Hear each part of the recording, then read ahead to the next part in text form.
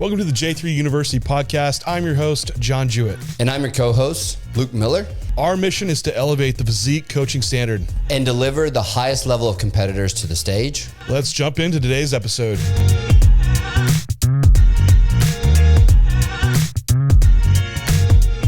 Contest prep, week one. What are you going to do? How do you make these manipulations? Should you adjust diet? And if so, what parts of your diet should you be adjusting?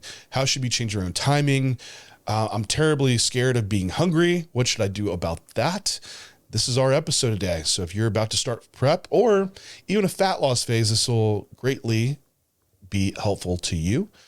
And so I think we'll kick this off, Luke, and talk about the initial calorie adjustments that we're going to do for our contest prep or fat loss phase. Yeah, I tend to be a bit more aggressive, especially in the confines of a contest prep. Like I'm trying to get rate of loss moving, like 1.5% for most people, try to get ahead of the game so that the back end is extremely slow. Would you agree like initial diet change is probably in the realm of 15-ish plus or minus percent, 20? Yeah, easily like 20 to 25% actually in some cases. Yeah, I agree. I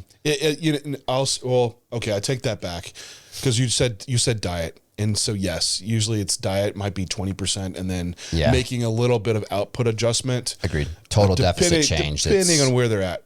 Yeah. Total deficit change probably closer to like 20 to 25%, right? But I think that's where like the food side can be hard for some people, especially for those whose all season food doesn't get extremely high, where like you have to kind of be smart with how you make changes. And I think, with that large caloric change, a lot of the changes kind of move into removal of any like processed foods or anything that were being used in an off-season setting. Hopefully that's already removed at the start of a prep, but also starting to make changes into foods that are going to be in for the duration of contest prep so that we can start to get some consistency in food selection. So that for me is like the two biggest things that happen is like large shift to get straight out the gate to get rate of loss moving, and then moving foods into kind of some of the food selections that'll probably end up being used across the duration of prep. Yeah, as you know, I'll be coming up actually on 13 weeks out, which is wild. But I started prep last week, and Renee, time of recording this, Renee's birthday is tomorrow. We're having a birthday cake competition. So we're baking them, but I'm not going to eat them. But I was like, well, if for some reason now that I decided to, I'm going to start prep a little earlier, a few days. But anyway, besides the point, with my own plan, I was like at 4,000 calories a day. And that's on training days. So it ended up being total about 1,000 calories out. So you're looking at like 25%, which for me, that was about 840 calories, all from carbohydrate, like pulled a little over 200 grams of carbs. And then my output, I was doing around 8,000 steps per day. So I just bumped that up to 10,000. So a little bit more walking. That might be around a mile of walking, which you're talking maybe, hey, call it another 100 calories, right? So all in all, probably 1,000 calories change. And from just over these past 4 days, already pulled down like 3.5 pounds. Some of that is GI weight and I immediately already feel a change in training. And we're going to talk about the psychological aspect of that. But that first week, you can't really count towards your rate just because you're going to drop off some GI weight fluff. So, but anyway, that's how that looked for me. Is a pretty large drop. And I think some people hear that number and it freaks them out, but you should just go off probably the percentage base rather than being scared of numbers.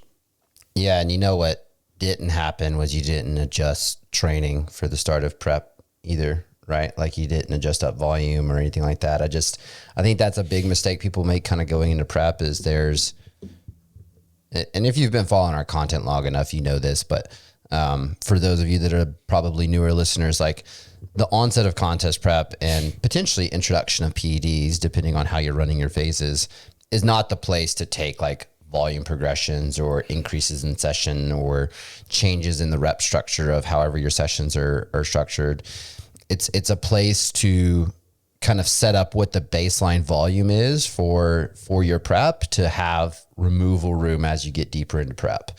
And so this is like a pet peeve 101 is, I don't want to say pet peeve, questions are good, but it's like the people who have that desire to just move more and make training something different than what it is or should be. It's like, man, we should be keeping this same focus as off season heading into the contest prep. I don't think I fall into your pet peeve, but I did make an adjustment, which it's like, why'd you do that? No, it's not what you're talking about, but I had a shorter like hold phase, right, between pre-prep phase before my prep. Mm-hmm. So I was doing push-pull off, push-pull legs. And so I wanted to bring volume down and just have some good recovery happen over a short period of time before I went into prep. So I just condensed down a push-pull session into an upper session. So I've been running. So my push-pull stayed exactly the same, but I just had this one upper session and an extra rest day for the week. So moving into prep, I just went back to my old split and pulled that upper session apart into back to push-pull legs. Yeah. So it's not like vastly different to where now I'm like having this drastic increase in volume. I think where people see that have happened, where you are really running these volume ramping in your off season to where it's like completely unsustainable in your holding phase. And also so you bring it way down, but you would need probably a little bit more into your prep when like how we're programming, it's not such a vast change necessarily. Yeah. Yep. I agree. Maybe one last thing out of your playbook, Luke, is I had an incline dumbbell press in and knowing like push sessions just drop off right away. I moved that into an incline machine press just to already like try to circumvent some of that. So that was my only training changes. As you can tell, John and I have talked about training ad nauseum back and forth, as he says, out of your playbook. But I think one of the things like to bring up kind of with like the start of prep is, and maybe this is just like better planning over the years, is the people that most people shouldn't be in a place where hunger is an issue straight out the gate. But if it is, like, where are you going with those changes in the diet being like, you know, typically where you make a lot of the change first, but to help those people that do struggle with hunger, like pretty early on in a contest prep. And like, you know, we have like we're trying to make the optimal physique outcomes, right? So it's usually dictated around upholding training performance because we need to take muscle to stage right, but also drive the deficit, which is going to create the fat loss.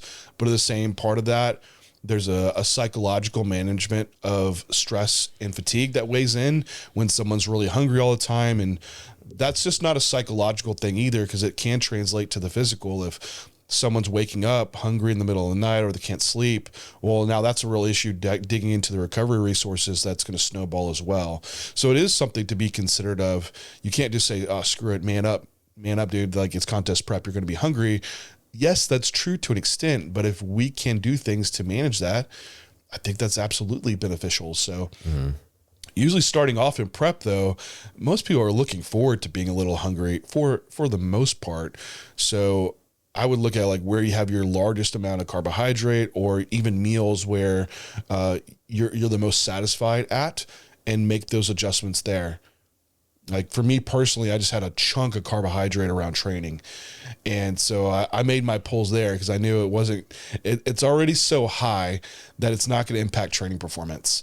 Right. But my other meals were just lower, and I wasn't willing to move down those as much because hunger management is more of an issue for me in the evening when the day's starting to slow down, you're sitting around a little bit longer, you're not as busy. So that's kind of how it ended up working out well. I think where that becomes a problem is like some people want a lot of food like in the evening and end up not eating much around training at all. And then that towards the later stage of prep, that becomes impactful.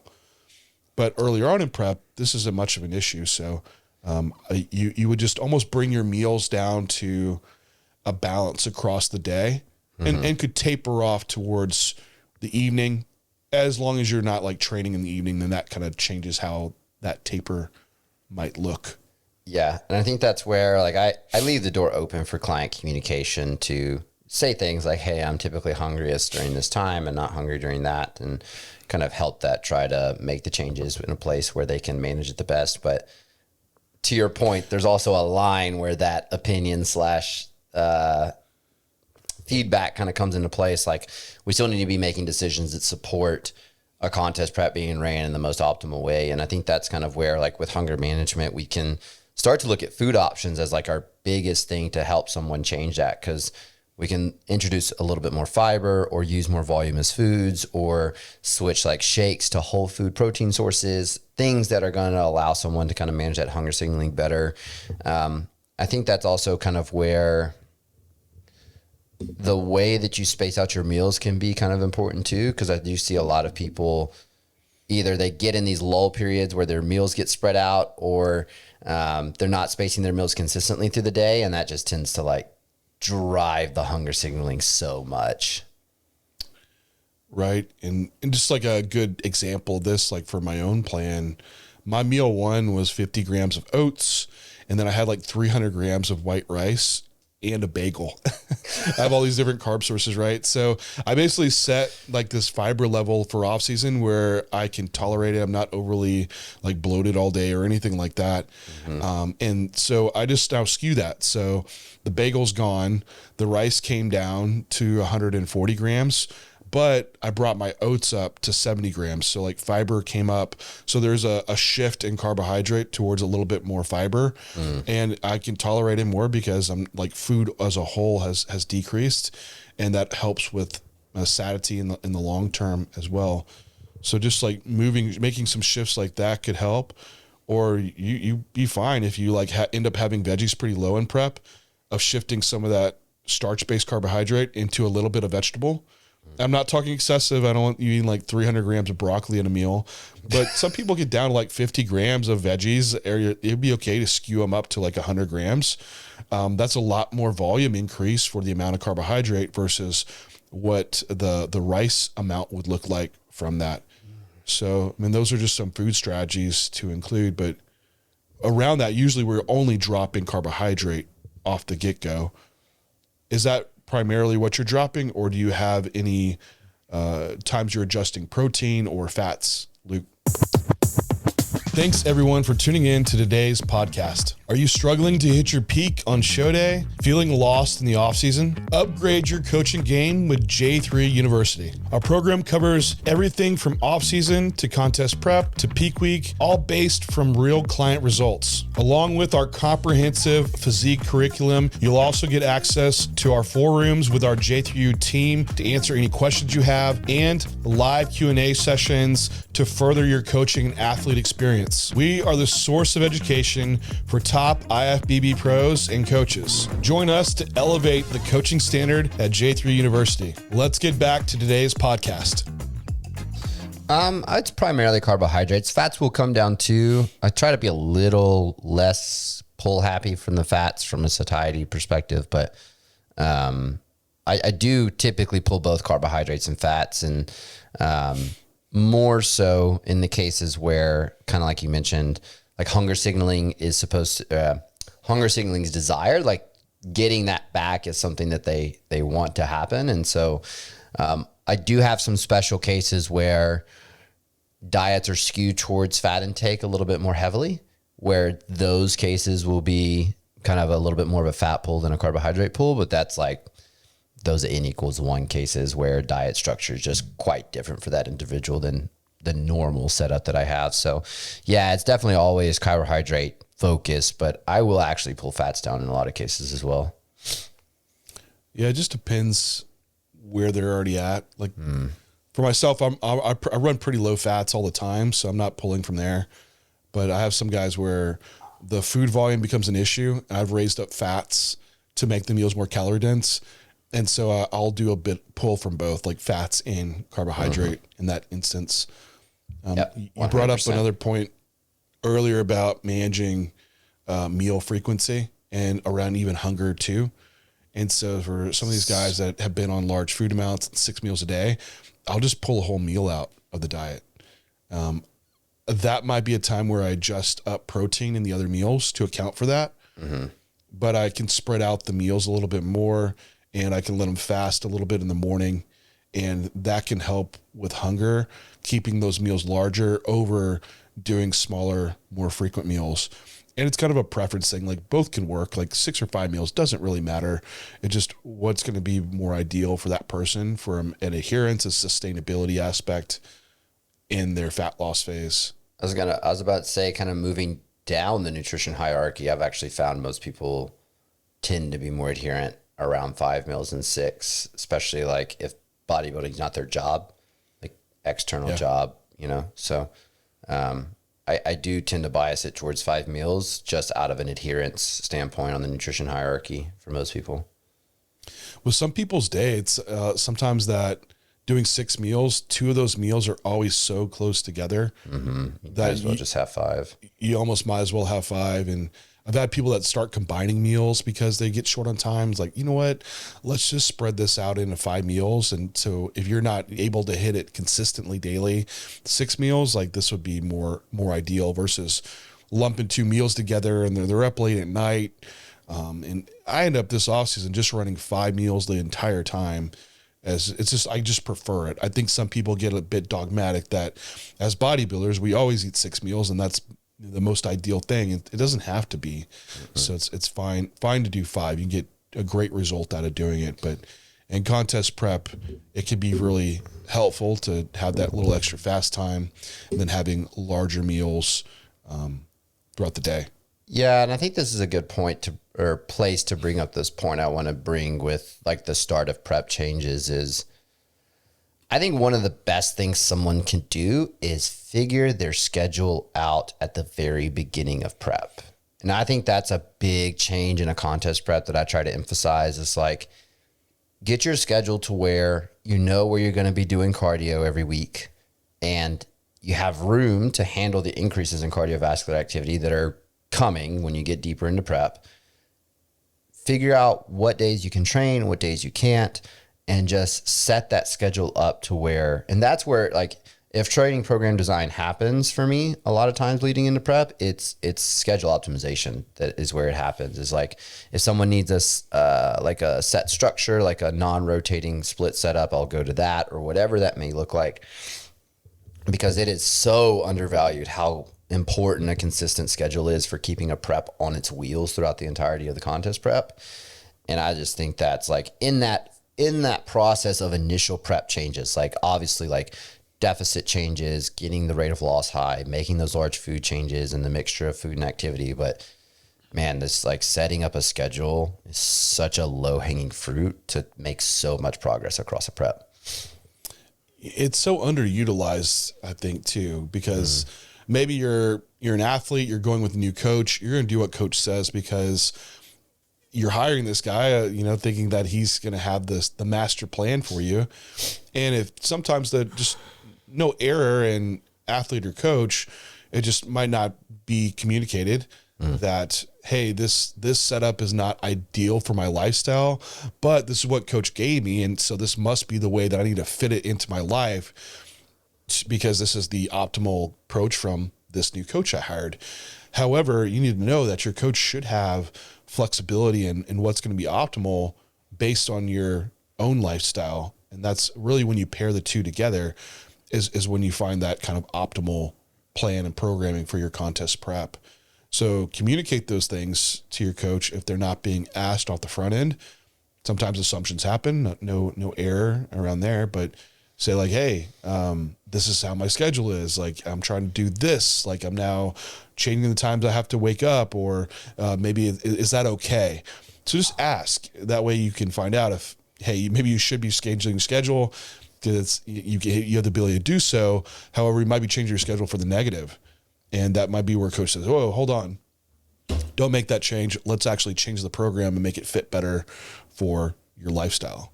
So I think it is completely underutilized because you're right. Like when I run into issues, a lot of times it's things are missed or that, cardio couldn't happen or whatever because of routine and lifestyle issues, where if you lock those in, you now consistently can hitting them every single day, like the monotonous bodybuilder, and where you get that predictive change that we're looking for. Yeah, I think the predictive part is why I bring that up, because I'd much rather someone hit a stall executing the variables and knowing they can execute on the variables consistently than someone missing something and not moving weight off. Because then I'm sitting there like, well, was the deficit enough to move them, or was it just strictly they missed this and that's why it didn't move? Like it turns into a more of a guessing game when that happens. It makes it so hard on the weekly check-ins when So hard. when you see that much variability.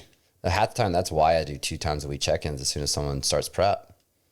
It's like, I just need to know like what's driving them where. And if I do it early on in prep, I know what they struggle with and how I can fix it quickly. Yeah, they won't be able to recall.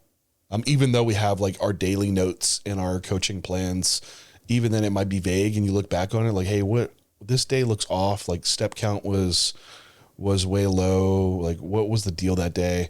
Then that wasn't it. And you're like having to dig farther. Like what's going on? Mm-hmm. It's like, I don't know now. So, doing more frequent check-ins can be beneficial. For sure. Is there anything kind of starter prep that you do as well outside of the ones that we kind of brought up? I think that hits the majority of them. Yeah. I think so. That really lays out a lot. I mean, that talks about pretty much all the major diet adjustments that you do, at least touching on them. Mm-hmm. The output side, I mean, this was more about diet, but that should already be at pretty much a baseline that we have in the off season, with not as much adjustment happening there for most. If you listen to our mini cut podcast that we did, basically it's like looking through your 3 variables of tools, right? Your output, your input, your cardio, and your lipolytics. What do you leverage? So there's those cases where you can't create a lot of deficit with people with food, where cardio might have a bit more of adjustment up. But I think from the diet side, that covers a lot of it. Mm-hmm. I think most people are pretty excited to start a prep. And so the psychology of going in is, hunger signaling's up, they feel some body weight pull off and they start feeling better. A lot of people get more productive in the gym because of that too. I think a lot of that is probably because of the routine piece that we see is now getting more locked in.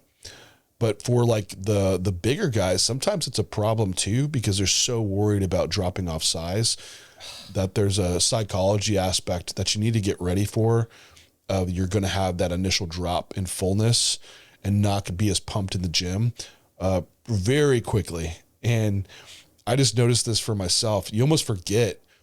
It's funny how quick you forget what like prep feels like and what off season feels like.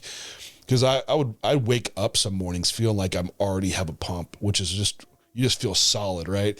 Now I'm already training just a few weeks into my prep. I'm like, man, this is vastly different.